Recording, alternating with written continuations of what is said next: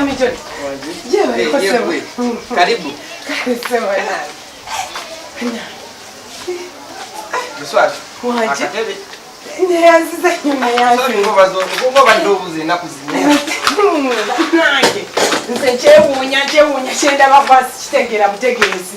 Birabira tegamwe mu bikola. Wanji. Omugenyi muletereyo kagirasi. Kale. Heke. Mutele mko kajuice. Mswati. Waje. Banange. Nze newunya. Omanyi banyeze badde nkyayita obuyiswa. Nero kulaba ndaba amayumba ndaba waliwo n'ennyumba z'abapangisa. Ndaba amakagagati. Ate ndaba kootu dane neebuuza ne ngaba. Mwami John bamukola muti okufuna ssente zino ne kubakola otya? Olaba? Abawala banga mumagala funa ebyamangu. Ate bino bade manyira bya byamangu. Omanyiza okufuna zino sente zenina. Bino ebintu byonna obiraba. Nze nayita mu tanuulu. Wayita mu tanuulu? Nayita mu tanuulu. Ekiki?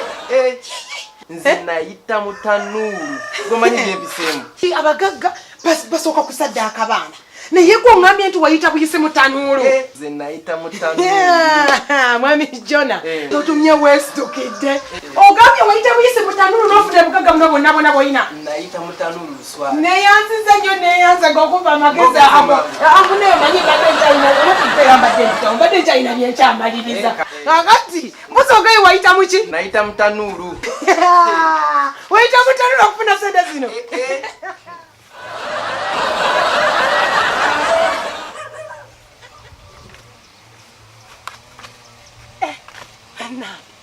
Omuntu okufuna obufunyi sente osooka kuyita mu tanuulu.